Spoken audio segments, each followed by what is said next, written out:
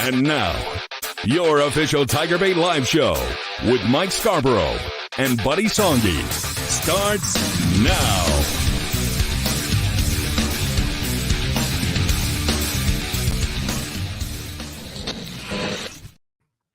All right, everybody. Welcome to another edition of TigerBait Live. Mike Scarborough here, Buddy Songy with me, of course. And I think we got a big show tonight. Obviously, there's been a lot of hubbub the last few days. Our buddy Jacques Doucet over at WAP with the big tweeted out early video yesterday before the entire video interview with Brian Kelly dropped this morning, where Brian Kelly discussed defensive tackles and what they were and weren't going to do and why they haven't had much success. We're going to discuss that and debate whether he's on the right track, wrong track, and where do they go from here. And LSU baseball, of course, after winning 2 out of 3 and looks like they're still in the hunt and or more in the hunt than they were for sure. And LSU softball with 14 innings today, buddy? Yeah. 14-inning win over Alabama. Had a chance to watch that one. That was something else today. Over 200 pitchers from LSU's picture. And basketball recruiting, been a little light out there as far as info. But we're going to discuss all that more. Of course, we're brought to you by our title sponsor, Pride Roofing, each and every week. We'll talk about Mike and Alex a little bit later in the show. Welcome in, buddy. Good to see you. By the way, I want to warn everybody that I did supply Mike and his beautiful fiance with some Manda products in the last couple of weeks, and he fired up some of that spicy hot sausage. And so I have to give a shout out to Mike, publisher at TigerBait. You know, I was one of the few that said clean house, and thank the good Lord it got done. He, of course, said, I'm starting to worry. In fact, he told everybody a couple of days ago, I've grown a couple of extra 3 gray hairs because of the D-tackle spot. And now we're going to talk about it. We're going to talk about the locker room, the culture. Coach Kelly followed up with Michael Cobble, so you'll be watching both those interviews. A lot of discussion about D-tackle. Ohio State, Mike, is doing it diametrically opposite. And we'll get into the ways that you can skin a cat now and build a program. But Ryan Day said, I need $13 million. And their collective went and got it. And they got 8 or 9 stud players, including Judkins from Ole Miss. We know Ole Miss has moved all their chips in and bought a lot of players. We know Florida State did last year. So some teams are more active. But the question is, and this is CIA, and I know you didn't think that the wording was great about buying the players, but this has been going on. We've been talking about it. I was wrong. I thought they would bring somebody in here. Doesn't look like that. Got some solutions, but you're going to have to stop the run right up the A-gap. And when you're telling everybody in the country, we need D tackles, that's going to be one of the first things that LSU's defense got to answer that question this year. Well, I think part of the problem is there's the collective part of it, and then there's the other part that's NIL. You have the collective, the big pot that gets divvied up, and there's folks in LSU's administration that decide that. That's the big pot of money. But then there's also the outside money, where a guy like a local attorney or a local chicken man can do what they want to do and decide what the market value is for a particular player. I don't think Gavin Dugas got the same amount of money as Paul Skeens. Well, yeah, but baseball is a hard analogy because you only have 11-7. But it's still the same. Yeah, right. I know, but football money is so much bigger right now than baseball. But it's still the same. I mean, and by the way, how much money do you think Skeens got to come here? I don't know. I bet it was close to 7 figures. Oh, I don't think so. I bet it was big. Well, by the way, he got called up and he's starting his major league career against the Cubs on Saturday. So kudos to him. I asked Todd Walker today on the show about that. As baseball NIL is big. I think football gets publicized more. And as we know, Mike, when you are bringing in a quarterback, and this is what BK is selling. And maybe not 7 figures, but I guarantee it was lucrative. Yeah, it was lucrative. But you know, we talk about, and I've said this when he first got here, that he wants character as number one, and he's got a whole process, and he will in the next couple of days continue to spit this out. But if you're in Rome, you got to do as the Romans do. And so at some point they're going to have to pay. And you mentioned it today. It's the wording was bad. Bryce Underwood is not coming here because he's going to get bargain basement NIL. They were very competitive on that, correct? Mm-hmm. But when you want to bring in a mercenary D tackle and he says, I want 1.5 or more. Well, look, what does that do to your locker room? I'm going to say this, and it's going to sound like I'm taking a shot at Brian Kelly, and I'm not. But it's easy to, come across as being high and mighty, and that we don't want to build our program this way. And talk about, I don't want guys that it's just about money. In this day and age, you've got to do what you've got to do. You know when he did what he had to do? He did what he had to do when he went and got Denver Harris, didn't he? You went and got a low-character kid who was smoking marijuana in a locker room at Texas A&M. Now, why did you do that? Why did you take that low-character kid? He's now at UTSA because it was a need. So by hook or crook, you've got to try and make a go of it. When you've got that many moving pieces, over 100 plus on your roster, 85 on scholarship. And so just like when you made bad hires on defense, what did you have to do? You had to overpay. You had to go out and buy out the bad hires you made, and then go overpay for guys who already had jobs. Bo Davis told you no. What'd you have to do? You had to offer him more money a few weeks later to get him. You got it. It's the same thing. So what has happened with defensive line recruiting? Because you've recruited so poorly on the defensive line from the high school ranks since you arrived here, now it's time to pay the piper. Now, you can say, what do I tell Will Campbell and Emory Jones, who've been here and committed since high school and have done it all the right way? I get that. But this isn't the NFL. Signing bonuses and terms of contracts are not released to the public. That's none of their business. Now, if you want to talk to them, say, look, man, we're in a bind.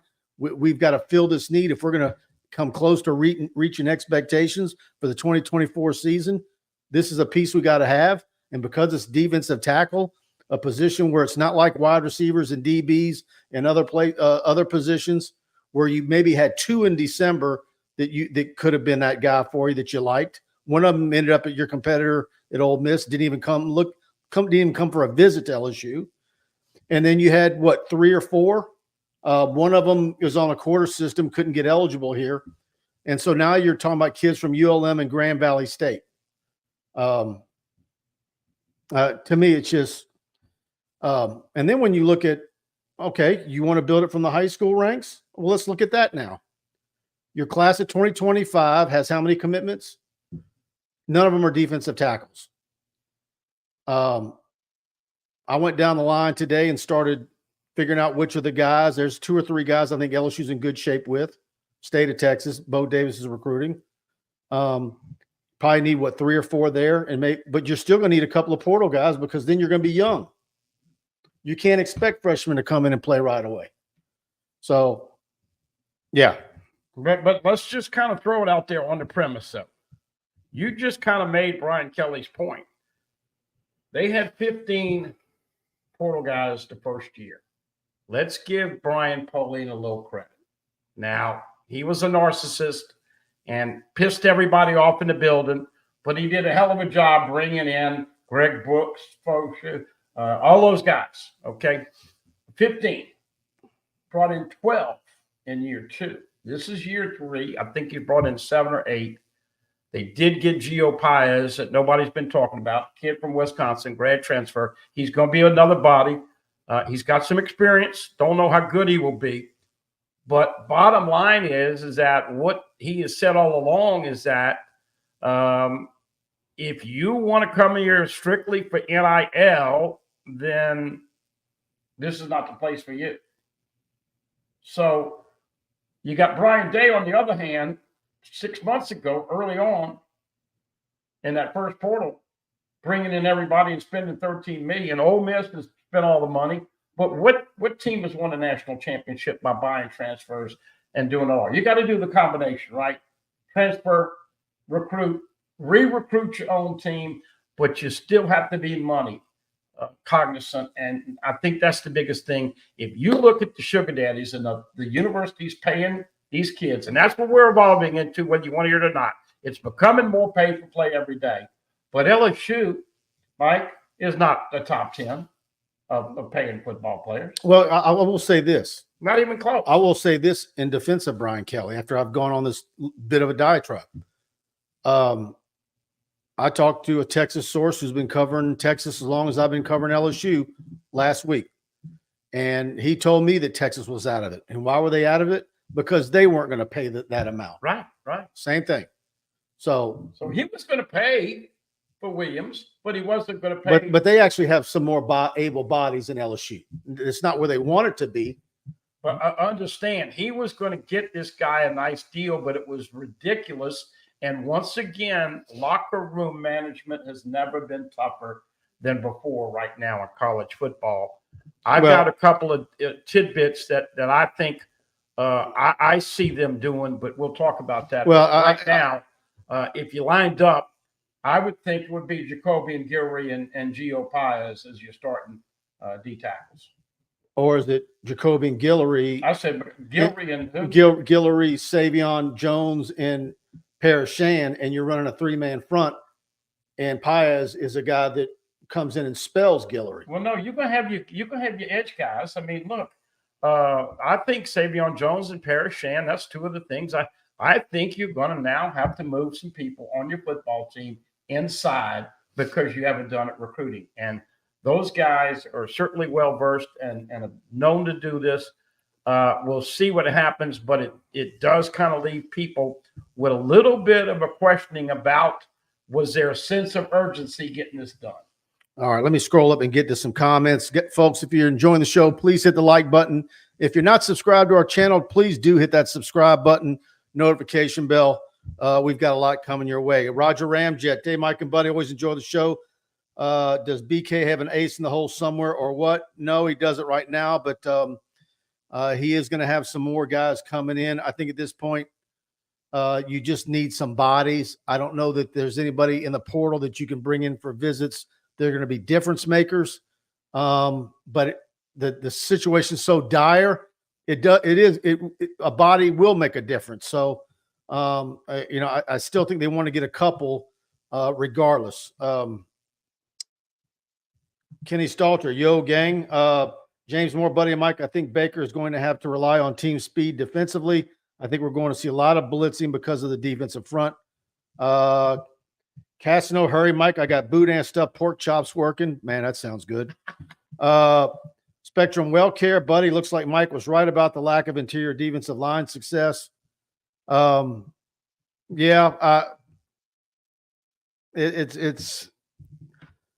It's not something that I'm glad I'm right about.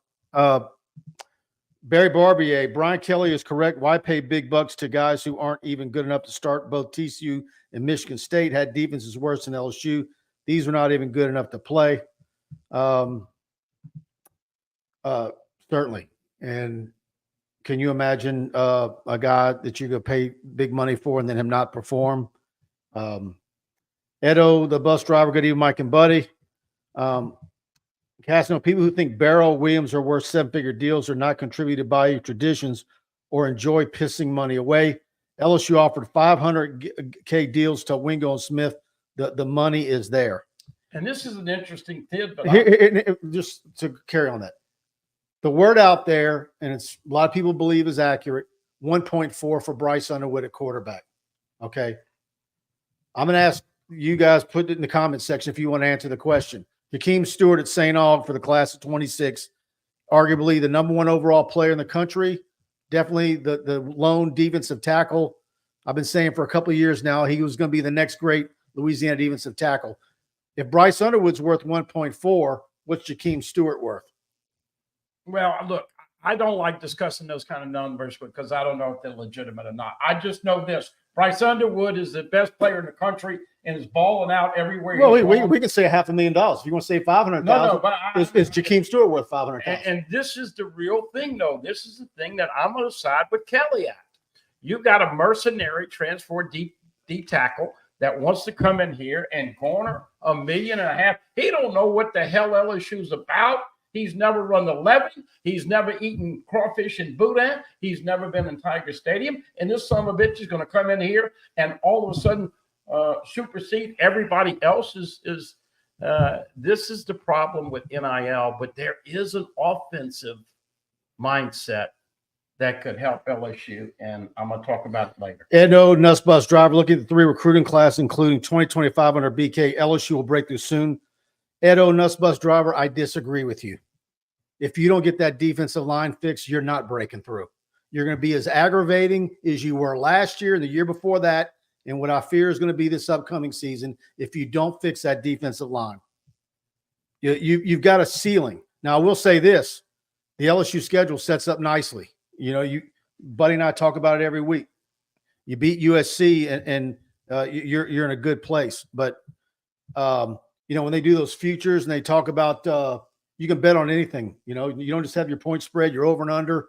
When they tell you the other the number for opposing running back rush yards, you know, I'm tempted to take the over each week. But listen, once again, these coaches are getting paid a lot of money. Isn't Blake Baker making $2 million a year? Huh? As a DC, I'm pretty sure he's making $2 million a year. Yeah, and look, it's not his fault. No, but my point none of their this. faults. My point is this: he is going to cover up this problem. He is going to put some. You definitely are not going to go. See, I don't want. Everybody's going to just line up and run. I don't want to fall into that trap. Well, my point is this: though. Nobody knows who's going to line up in D tackle right now, and nobody knows exactly what you're going to be playing against on Saturday night. But it has been a faux pas. But bottom line is that, and I mentioned this to a couple listeners, and they said no. And you may disagree, but this state does not have enough Fortune 500 companies to get into arms and money war with Texas and A&M and Georgia and Bama and Oregon and USC and Miami, and we can go on and on and on. Well, they got more sugar daddies. But here's the problem. Here's the Texas walked away from Williams too. All right, but they generally win the money back. No, but he told me that people saying that kind of stuff that it's not true. That they're not getting crazy spending that kind of money on players. They could if they wanted to, but they're not. Well, they do on some cases. But all it takes is one school willing to do it. Miami with Barrow and Oklahoma with Williams. Now, you can say, oh, well, we're not doing that. Guys like this and Williams and having a handler and somebody really out front involved on social media that was pretty much handling the whole process, I think he kind of knew before he even got here what it was going to take. Why even bring him in then? I mean, what were you going to talk him out of the money? Look. Right now, it's the highest bidder. And oh, by the way, C.J. West, kid from Kent State, he started the recruiting thing, telling people he wanted $1 million. He wasn't even going to be academically eligible. Of course, he signs with or he commits to Indiana, but most people don't think he'll be academic ready. But it reminds us of the old days, you and I, when we were talking about Ernie Batto, and Ernie Batto went to Florida, and LSU could not attract a D tackle. We talked about it last week. So it is an area. But, oh, by the way, Tiger fans, you better worry about punter, and you better shore up cornerback. And so what we're just trying to say here is that don't get PO'd if LSU's 12-14 in the preseason, and they've got to beat USC because, as you alluded to, if they do, they've got a chance to be 5-0 with an open date hosting Ole Miss, who, by the way, will probably be number 3, 4, or 5 in the country. They're going to be very highly ranked, and so you got a chance to do some things at home this year, playing UCLA, Ole Miss, Alabama, and Oklahoma. But it is disconcerting when you see teams, and what I was going to say and didn't finish the point, do you think fans would get involved? How many fans would get out there and say, "Okay, I'll give $20. I'll give $50." Well, I was talking to another media guy about this the other day. I mean, as someone who's on Facebook and on social media as much as I am, I don't ever see solicitations on Facebook for the LSU Collective. It's not out there. They're not buying Facebook ads. I don't know what they're doing, but their marketing efforts are terrible. Ryan Stadler, I hate saying this, but we're in a world right now, unless some changes are made. This is at times pay for play, and this is pro football, people. I mean, it is. They can dress it up and call it something else that it's not, but it is professional football. Castano, Mike, Bo Davis is a proven commodity. Defensive linemen from the middle of the road, Big 12 and Big 10 teams are not. Look, but he's frustrated. Bo's frustrated. This isn't his fault. He doesn't have much to work with. He inherited this. I think he's going to need some help, though. You can't have all your assistant coaches on the staff solely recruiting their position, and that's it. Bo Davis is going to need some help from every assistant coach on that staff recruiting defensive linemen. Don't just go out if you're a cornerbacks coach looking for corners. If you see a defensive tackle somewhere, you need to, do your due diligence. So did I just call out Corey Raymond? Did I just call out Corey Raymond? No, you didn't. By the way, I'm going to spit it out because I verified it again. Here are your defensive line coaches since 2017. The one and only Pete Jenkins was the D-line coach in 17. Bill Johnson, who was an older guy. Of course, Pete decided to retire. Coach O brought in Bill Johnson. He was the coach for 18 and 19. In 20, Meatball. You remember Dennis Johnson. Meatball got a gig. Then he had some kind of accident, remember? Not serious, but playing pickup basketball. Yeah, playing pickup ball. So he was a D-line coach in 2020. Andre Carter in 2021. Jamar Kane in 2022. Jimmy Lindsay / John Jancic in 2023. Now Bo Davis in 24. That's 8 different coaches in 8 years. That is at the root of this MF problem right now. Yeah. Because with not having stability, and even though LSU put 3 in the league, that ought to count for something. You might say we don't have good coaching last year on defense. They had 3 D tackles go to the league. But my point is that you can't have that transition at this spot. Hopefully Bo Davis is going to be here. You lock him up for the rest of his career, and he develops and gets us going. But it's not going to be a quick fix, and I think that's what and by the way, you're going to be right back in the I'm going to say it again. Dominic McKinley, I didn't have him as a 5-star. I had him as a solid 4. To me, he needs a year or 2 of work. He's very raw, much like Quincy Wiggins was coming out of high school. And Savion Jones needed time. He's that same type of kid in my mind. Coach Mulkey's agreeing with you. Yeah. And so what we're saying is you're going to need some high school guys, but you're going to be right back needing a couple in the portal. But I mentioned all those coaches, Mike, because this is part of the problem, not having stability at that coach, at that spot. But once again, Bo Davis is known more for giving these guys a push and getting the most out of that talent, developing them, not recruiting. So I think you're a couple of years away, but it is problematic, and it is a little worrisome that they don't have a better handle on this for 2025 with the recruits. Yeah, I mean, high school recruits. Just about every bit of LSU's recruiting class rankings since Brian Kelly has gotten here has been probably based 2/3 or more on offensive weapons. I mean, I like some of the DBs and some of the linebackers. Don McKinley had a nice ranking. I think he was overrated by multiple services that had him as a 5-star. I think that was way out of line.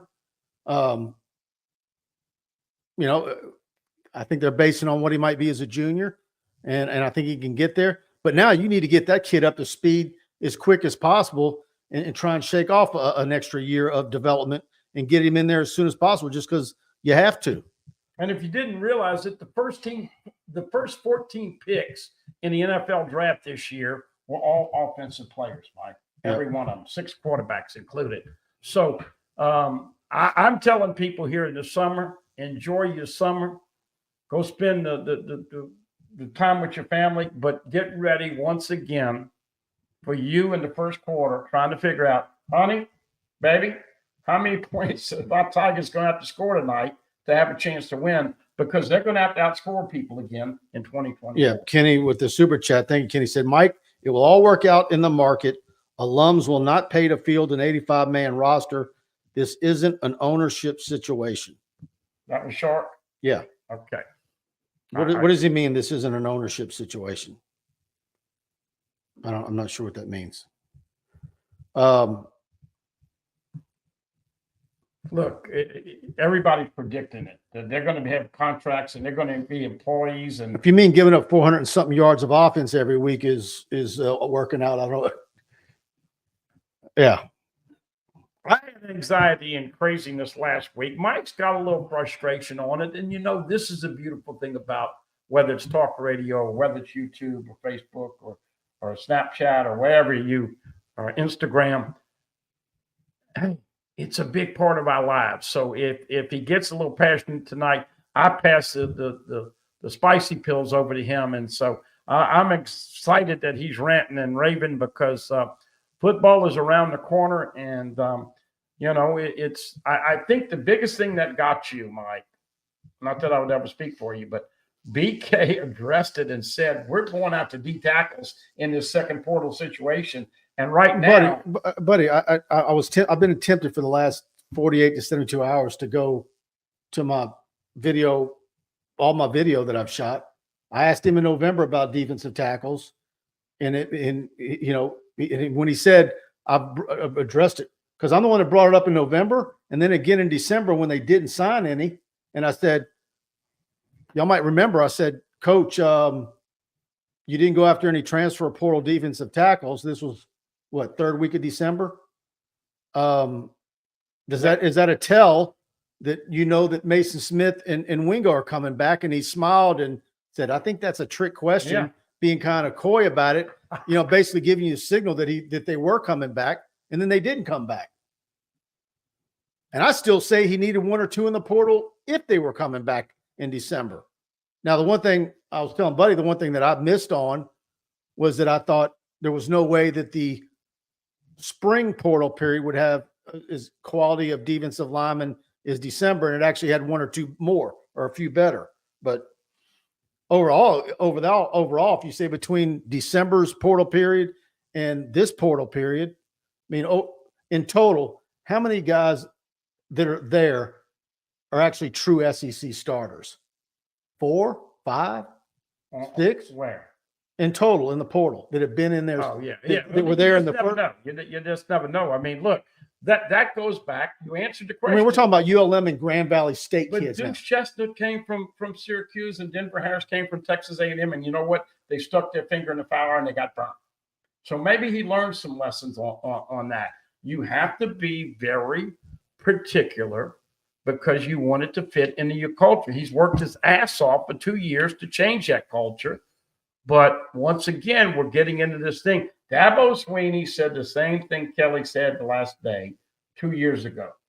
I'm not going to be paying all that big NIL. I'm not going to go heavy in the transfer portal. And they took a dip. I still think the last 5 or 6 teams that have won the Daddy, Michigan, Georgia, Bama, LSU, that's the last 5 winners. They all built it from high school recruiting, but they had additions in the portal.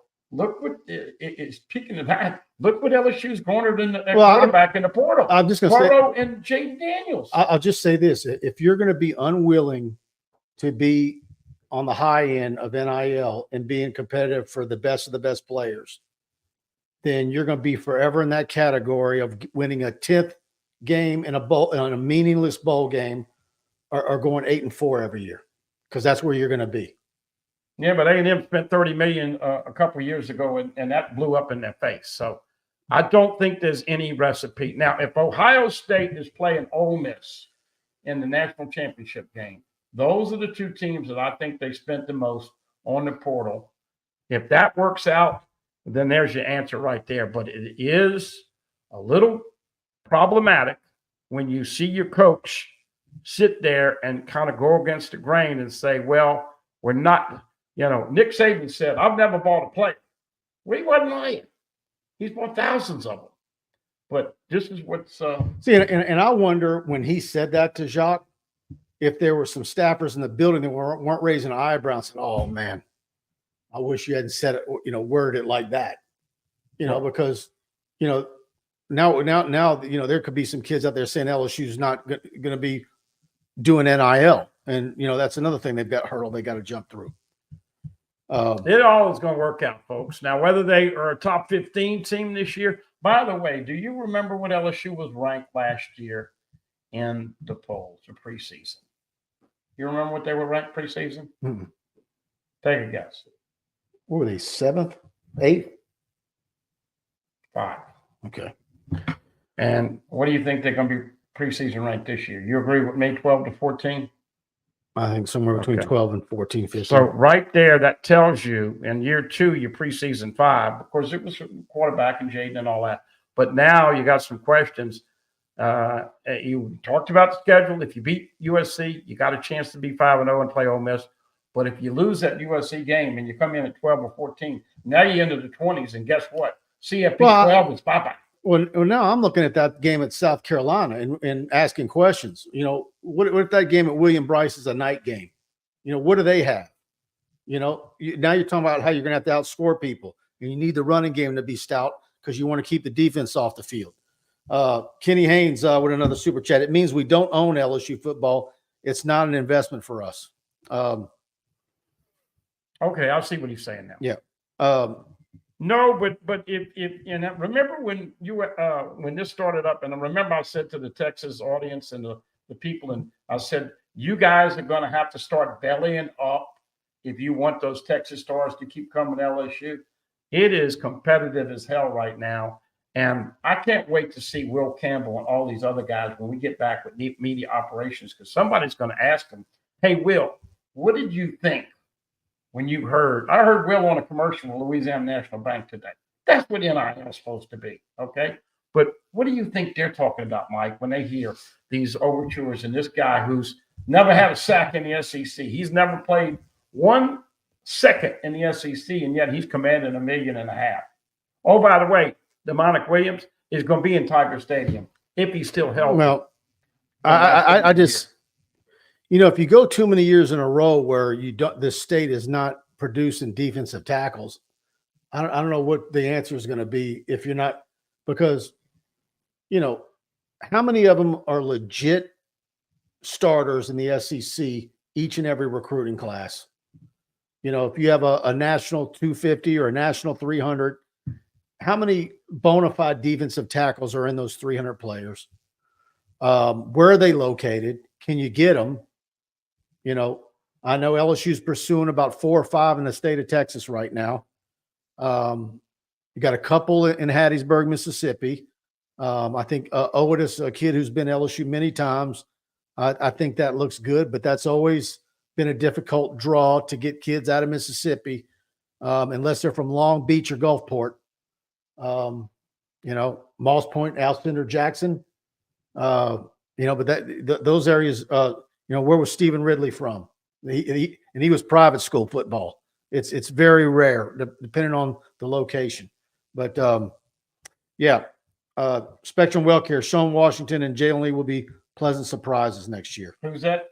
Washington and who? Sean Washington and Jalen Lee. Okay. Well, we saw him in spring, and one of the first reports we did, I said, maybe Sean Washington could look-see this spring, and unfortunately, he was always running with the 3. So he had a rough transition, and he's got to make up. See, that's the other thing we don't know. That's a perfect example of a guy who could work his butt off and get developed and get bigger and stronger and learn all the tricks of the trade from Bo Davis and be an appreciably better football player than we saw a month ago. The other thing that I continue to say is that, offense, defense, and special teams, if you are this week at D tackle, I really believe Joe Sloan, Kelly, and the rest of them are going to have to say, you know what, what's the strongest part of the offense? The offensive line. Okay. And what happens when you run the football in college football now? The clock. It keeps running. And don't stop at a first down anymore. You may see, and I can't believe they didn't do this last year, but they were scoring every 4 or 5 minutes. But you may see LSU be a little more run-oriented to run that clock, because the longer that defense is on the sidelines, the better they're off. I'm not saying they're not trying to score points. I'm just saying they may run some more clock to shorten that game and the amount of time that defense is on, because a lot of people are doing this parallel. And I wanted to wait tonight to ask you the question. Is the defensive tackle spot going to be as bad this year as the cornerback spot and DBs were last year? Yep. You think it is? Yeah. Okay. I don't know. I don't know. But you thought it was. You were right as far as recruiting. We'll see what comes out in the pudding starting September 1. Yeah. I talked to some high school coaches that have coached Louisiana high school football for years, and every chance I've had in the last year, 6 months or so, I'll say, where are the defensive linemen? And nobody has a real answer. We remember the 90s, and we talked about it last week, and but it's never been like this for multiple years in a row since the 90s. And it's crazy. All right, man, we're 36 minutes in and we haven't paid any bills yet. Let's hear from Mike and Alex over at Pride Roofing, and we appreciate them each and every week. Here we go. Hi, I'm Michael with Pride Roofing. I'm Little Alex. Have you been affected by wind, hail, and tornadoes on the North Shore? Well, we're here to help. Insurance claim, no problem. We also have a new franchise location in New Orleans. We don't build projects, we build memories. But you know Pride Roofing is the official roofer at TigerBait.com. In fact, notify TigerBait and we'll give you a free roof inspection. And on top of that, you get a free year subscription. Remember to call us at 855-PRIDE-16. 855-PRIDE-16. Give them a call. The best roofing company in Louisiana, of course, based in Hammond, owned by Mike Faraday, co-owned with Alex Martinez. Mike Faraday, a Broadmoor High and LSU grad, and what a fine company they built. And, of course, an office right here in Baton Rouge, Houma, New Orleans, and nobody does roofs and standby better than them. They make all their own flashing, and there are no builder-grade materials in their roof. Give them a call, 855-PRIDE-16, say TigerBait, and they're going to give you free TigerBait Premium for a year. You can't beat it. You know, we've been talking about Pride Roofing for many, many years. In fact, when we brought them on, we talked about Brian Kelly going to bring back the pride of LSU football. And I got to tell you, got to give a special shout out to Mike Kirby, who met me and my adjuster having a little problem with the roof. Always a free roof inspection. They're going to tell you if you have hail damage, wind damage. They're going to work with your adjuster. They do the whole gamut from A to Z. Once again, they will sharpen the pencil on a competitive money deal. You're going to like them. You're going to appreciate them. You're going to take great pride because they do great work. And the roof over your head is just as important as the roof over ours. All we ask is you give them an opportunity. 855-PRIDE-16 outside the Baton Rouge area, 275-2041. If Mike is busy and you get an answer machine, leave him a message. Tell them that Mike Scarborough and Buddy sent them over. Pride Roofing, you will be very impressed with the there's no slacking over at Pride Roofing. They go the whole 9 yards, Mike. Yeah, they are absolutely fantastic. And by the way, check this out. Those of you who went or missed it, the meet and greet with the LSU women's basketball players 3 weeks ago at Alumni Hall. They've got another one coming up this Friday from 6 to 7 p.m. Friday night. Get over to Alumni Hall in Perkins Row, and you're going to get a free autograph poster, and you're going to get to meet LSU gymnasts. And it's going to be a really nice event. The one they had for the LSU women's basketball players was fantastic. And You know you're gonna who's have be there? you're gonna have Kaya Johnson, Sierra Ballard, and Haley Bryant. Oh man, Haley Bryant is my favorite, one of the classiest athletes. She's coming back. Jay Clark, once again, kudos. We said who would win the next natty. They followed it up. Incredible clutch performance by Leah Finnegan. But Haley Bryant, if you've never met her, folks, she is the best. That's all I'm going to say. And obviously, that's a great hookup. 6 to 7 on Friday night. LSU's playing baseball at Alabama. Look, they start slow, so go do that. And then by the time you get back to 7, Yeah, absolutely. If you got to take the girls, take the family, take the grand. You filming? No, I'm not going. But Okay. well, they haven't asked me to. If they ask me, I'll go. But it's a free event, and it's got a beautiful store. They line it up so they have them in stations, and no purchase necessary. They're giving you the free poster for them to sign. They have the Sharpies. You get your poster signed, and then you get to pose for the photo with the gymnasts. It was really sweet watching those young girls get their pictures taken with the LSU women's basketball players 3 weeks ago, and so the gymnasts now get to do the same. So head over to Alumni Hall Friday night, and if you do end up buying something while you're there, when you go to the register, say TigerBait, and they're going to give you 10% off whatever you buy. All right, let's get back to this.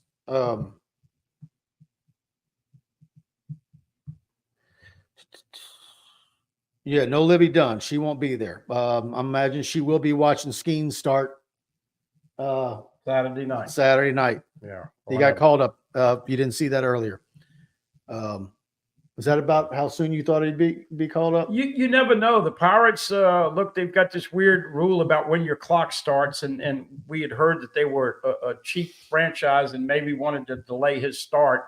But he's just been so good. Dylan Cruz is in Double-A and had a little bit more of a struggle getting acclimated. But I don't know, Mike, if we will ever see a one-year baseball player come in and do what he did. I mean, to sit there and consecutively throw 101, 101, 102, it's still mind-boggling. And he is going to be the talk of the major leagues here starting in another week or so.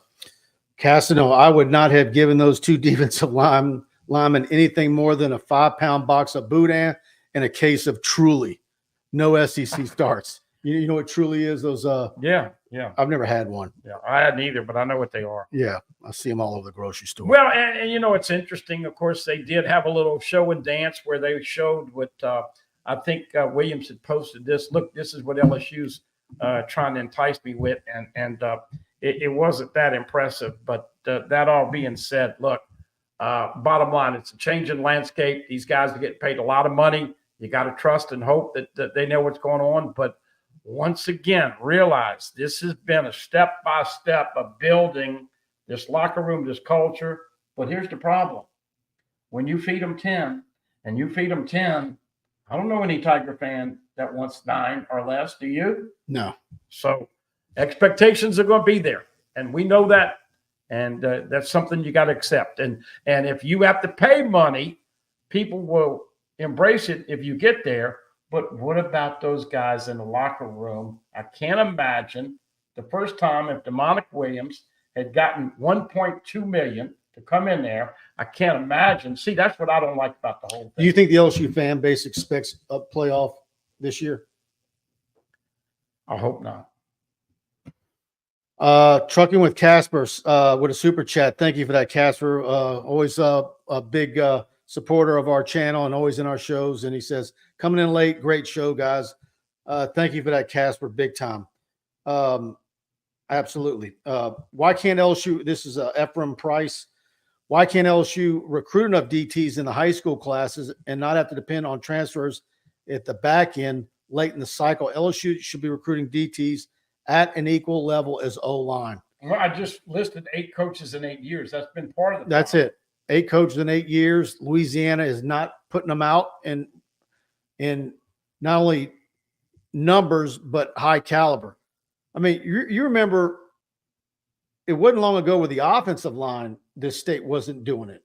And now you had, of course, the year with Campbell and Jones. And now you're consistently having one or two. As long as you have one or two offensive linemen every year and you keep getting them, and then you do well out of state on others, you're in good shape. But when you go multiple years in a row, or you have a year where you get a couple and one of them is a project and the other one needs time, and with everything that they've dealt with, what they inherited, maybe some poor recruiting since he got here, it just all adds up. But I'm not blaming Blake Baker or Bo Davis or any of the brand new coaches on the defensive side of the ball. Obviously the offensive coaches are getting it done. But to me, it's got to get this defensive tackle situation rectified. I think every coach on the staff has to be involved in that position until it gets done. And it's only fair if we don't got to interject some of the fairness. Jimmy Lindsey was hired as a defensive line coach and had a medical situation.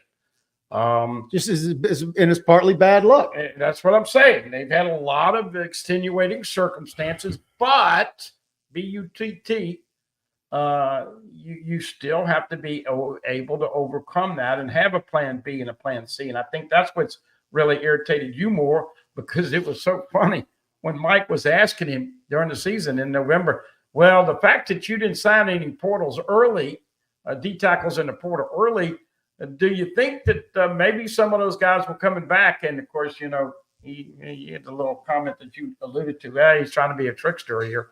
But did you think one of the three would come back? Jordan Jefferson, I think, was done. But Mason, who went in the second round, which shocked me, I was wrong there. And Mackay, who went to the sixth round because he's short and short arms, I think it's a great fit with Detroit. But do you think, and what was the number there? We heard what, 500,000 for them to stay? I'm trying to remember of those two, which one I thought at any particular time was likely coming back. But I will tell you that they offered a nice pocket of money for them to come back. At Christmas time. At Christmas, they thought both those guys were coming back. Yeah.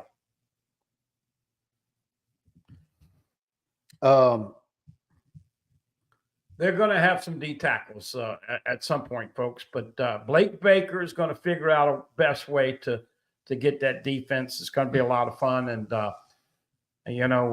we'll see. We'll see what happens between now and June workouts, and then the start of fall camp in August. Danny girl, realistic fans do not expect a playoff this year, but most of the fan base has on purple and gold glasses and sees through hope and belief and not caliber of roster. I will say this.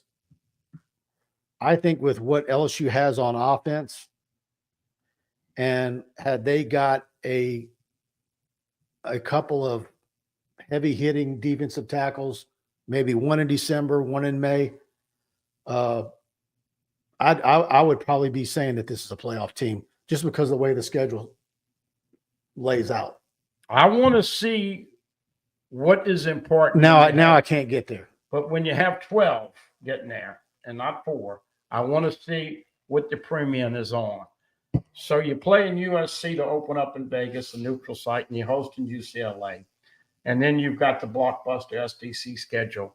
And so a lot of people I've talked to, if they go 10-2, they might be able to get in. Who knows at this point? Yeah. Who knows how many undefeated? You agree Texas and Georgia are going to go in as the two favorites in the SEC? Georgia 1, Texas 2. Alabama, Ole Miss 3, 4. Ole Miss might even be predicted to go. I think I'd probably have it as when you talk about your two best teams in the league. I might go Georgia than Ole Miss. Well, I think we got to wait to see. Lane Kiffin's never won a championship in his life. Never, ever. To me, that's the toughest game on LSU's schedule. That's the best team that they play. Well, and you know what? They were undefeated in BK's first year, coming in here 7-0, I think. And guess what happened? They went to poop. Mm-hmm. Now, we'll see. But Texas is going to be good.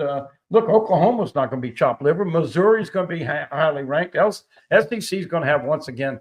And so we're thinking 12-14. So if they're preseason 12-14, what do you think they have to do record-wise to get there? At least 10-2, right? Yeah, you're not getting the playoffs at 9-3. No way. So, and then how many teams are going? You're going to have a lot of 10-2 football teams. By the way, shout out to O'Danny Girl and Nurse Court and all of those great female LSU fans that bring so much to all the discussions and shows that they interact with. And I think everybody appreciates them. I know there's some people that are jealous of them because they know more football than they do.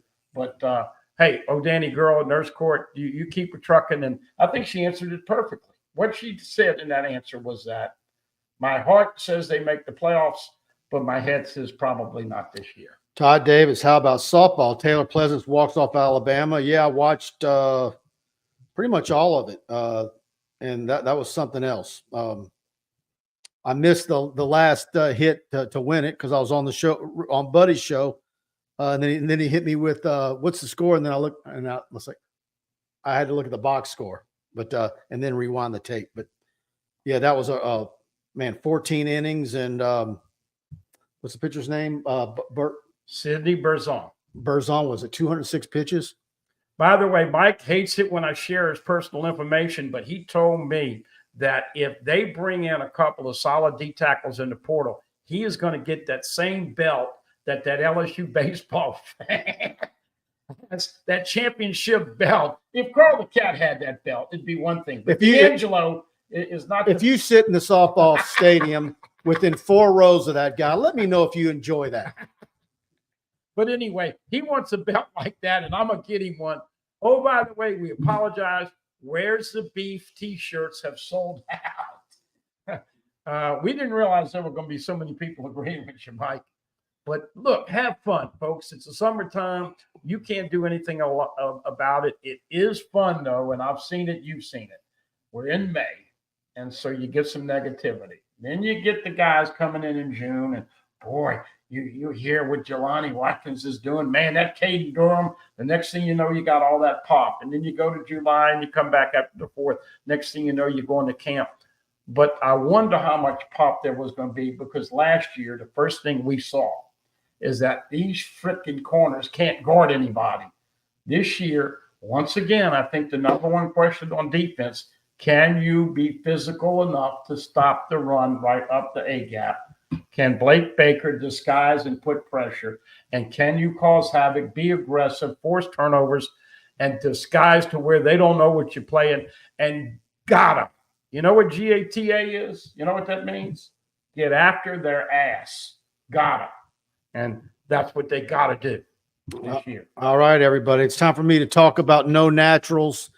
And Tiger fans, get ready for dispensary grade gummies delivered discreetly to your door with KnowNaturals. Our gummies are super fast acting.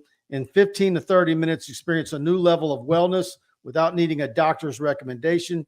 Crafted with dispensary grade top shelf quality cannabinoids, adaptogens, and terpenes, KnowNaturals offer a variety of gummies tailored for your needs. The top 2 to try are BLISS and Rest. And I've tried Rest several times when I couldn't get to sleep, and they absolutely work. They give you 10 gummies in a pack, and they're not expensive at all. And if you use TigerBait 10, all one word, TigerBait 10, you'll get 10% off your orders. So go to shop.knownaturals.com, shop.known naturals.com. And this is the energy. What do you have there? Focus. I have the one that Brian Kelly ordered today, Focus. And Mike said with a little tag, focus on getting some D tackles in here. So now that he's got the gummies, maybe something will happen. Yeah. Good stuff, folks. Give him a chance. I'm gonna put that in his golf bag. You go serve that to him in between the turn. Yep. AYS Sports, Blake Ruffino in the house. He says, greetings, everyone. I'm just here for the comments. Blake, our buddy Blake. Blake is the man. I haven't talked to Blake in a while. I know he's doing good. Of course, raising 2 kids and a family, and it's going to be interesting. I have not had the discussion. What's his viewpoint of this situation? I think he's like me. I think he's scared about it. It's just been a variety of issues like we talked about. A little bit of bad luck, too many coaches, but we'll see if they get it right. Maybe they need to put some incentives in everybody's contracts. It's funny you said that. I mentioned that earlier, and I said if they ever ask me about NIL, and they don't do this with coaches really either, but wouldn't it be a little more realistic? So you get a guy and you say, okay, this is what we're going to get you to come here. Okay. But if you have 5 socks or more, this is what you're going to get. If you have 10 TFLs, if you have a 3.0, in other words, incentives, do you think they would buy in on that? No, they want it now. Well, I'm just saying. This is America. Pay me now. Later. I'm just talking about, giving incentives to the staff, motivated, and have we end up watching old reruns of Gordon Ramsay, Kitchen Nightmares. And I saw one night where he had challenged a wait staff to sell appetizers and desserts, and the winner got a bonus at the end of the night. Well, maybe have some bonus structure about who can find defensive tackles and get them in for visits and do it that way. Look, there's no doubt the June camp slate is going to be huge. They're going to bring in a bunch of defensive linemen for multiple June camps. You got the Bayou Splash event as well this summer. When you had the Friday Night Lights last year, when you had Bryce Underwood and and Harlan Berry and everybody there, they're going to have a replay of that again. The summer is going to be very, very important. So you got to get the high school component done. And look, a lot of this hand wringing and everything is not the fault of the current defensive coaches. It's a carryover of a lot of things, but we'll see how they figure it all out. It's but I will say this, it's but when he sat down with Jacques yesterday, and then Jacques put out that what was it, about a 45-second clip that gave every YouTube college football podcaster, YouTuber, radio talk show host something to talk about it all throughout the country. I saw probably no less in my YouTube feed, at least 25 different videos that had Brian Kelly's comments on NIL and all that. And look, this is the debate that they're having in every college town in America. It's not just LSU. And so some of it's unrealistic, some of it's not, but this isn't just an LSU problem. And we've said it numerous times, Mike. I've said it on this show. You've got to be a businessman. I mean, look at the changing landscape. By the way, in case you missed it, Kelly, Saban, and Sankey went to Washington to try to get something done with the politicians. And that's generally not going to be the case. But the changing landscape, I'll just take Jaden Daniels like I used last year. What do you think Jaden Daniels, if he was coming out this year and LSU needed a quarterback and LSU was going to sign him this year, just like the same scenario for Maisie State, what do you think he'd be commanding now? It'd be a lot more money than it was 2 years ago. But what BK is telling everybody is that you can get paid now or you can get paid on draft night. Did you just see what we just did? Daniels is $38 million. Malik Neighbors, I forgot what his is in 20. Brian Thomas Jr. is $14-15 million. That's 3 offensive players. Those guys were developed. Do you want to get a big old bag of cash and go buy you a new ring and a new watch and new rims and tires, but piss that away and not have anything? Or you want to come over here, get a little bit of the deal, work your butt off, fit in with the culture, get developed, and then when you get because that's where the real money is. This is play money compared to the NFL draft money. Yeah. And he said that, what was his quip? I don't want anybody who's coming here to retire, get their retirement in college football. I get it, but it's like what Lane Kiffin said multiple times, and he's nailed it for over a year. You've got multiple paydays. You get an NIL deal coming out of high school. You've got high school players getting NIL deals in certain states. You've got the demanding a pay increase, or I'm going to transfer NIL deal, bump and pay. You've got your transfer NIL deal when you transfer one time. And then if you graduate early, you can get another one. And you don't even have to graduate early to transfer again, because it's just the wild, wild west, and the NCAA is allowing everything. You can transfer how many times now with not sitting out. BK and LSU beat 2 top 10 teams. BK's first year, Ole Miss and Bama both win Tiger Stadium. They are both back in Tiger Stadium. How many games do you think? Now, this is a crapshoot to ask you this now, but because of the fluidity of everybody's teams. But how many games do you think LSU will be favored in this year? They're favored against USC. Yeah. I think it depends how they come out of September, whether they would be favored against Ole Miss at home. Okay, I agree with that. I don't know what to make of A&M in their first year with a new coach. Who knows without I'm sitting here thinking 8-4, but when I say 8-4, I still think LSU's probably favored in 10 or 11 games. I think they're going to be favored in 9 or 10 games probably. So we'll see. But it's going to be an interesting season, and it is definitely a year not to sell you season tickets. Those can blockbuster home games.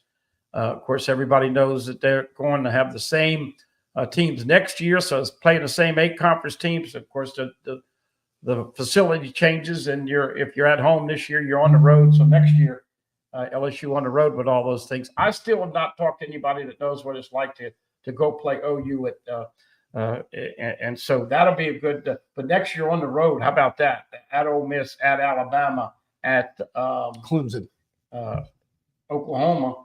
Well, yeah, at Clemson to open up the season. Thanks, Verge. This is one of the reasons why Mike wants these D tackles to come in here, because in the big picture, if you don't get a defense and you don't have a good year, then you risk losing some of those 2025 verbal commitments. And it's not just that. Then you're going to lose how many offensive linemen this year? 4 out of the 5. So, and that's part of where it's like, I don't want to say hand wringing, but it's, for most of the last 20 years, we would look at LSU and look at the recruiting classes, look at the schedules, look at the quarterback situation, and say, you know what? And then typically we figured out the formula that it was the odd years that LSU was likely could run the table, right? Yeah, right.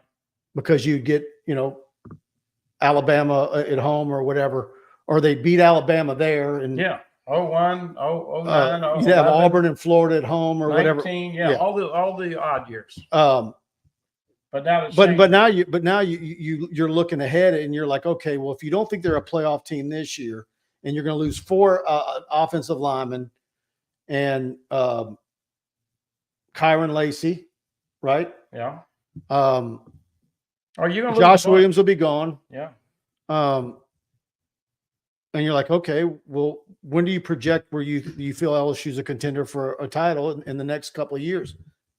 And used to be able to do that regularly from, 2003 on.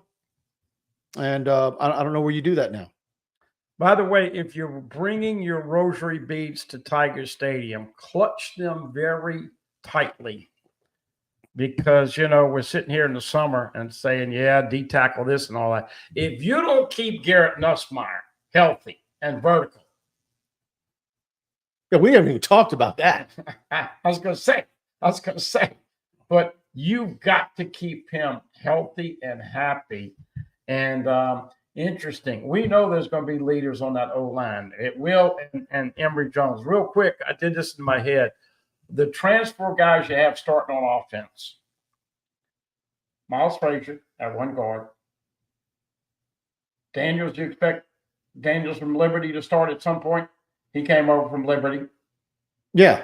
No, I don't know about that. Savion, of course, maybe Mississippi State Airnet, but I'm saying there's gonna be a nice rotation. I think everybody's gonna play a lot. It is a good combination, but you got to get back to get people, because the pride that I can't tell you the number of comments.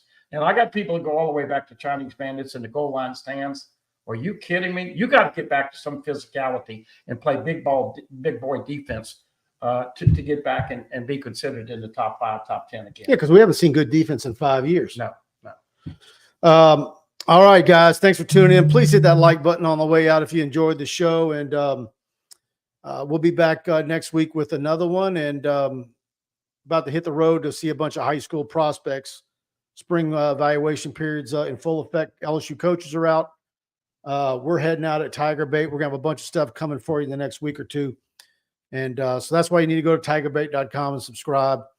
And we're going to be following any portal news. There's still some men's basketball recruiting news that we're following, as well as I think Gary Reedus and Kim Mulkey are still have a few possibilities. So we'll have that all for you on TigerBait.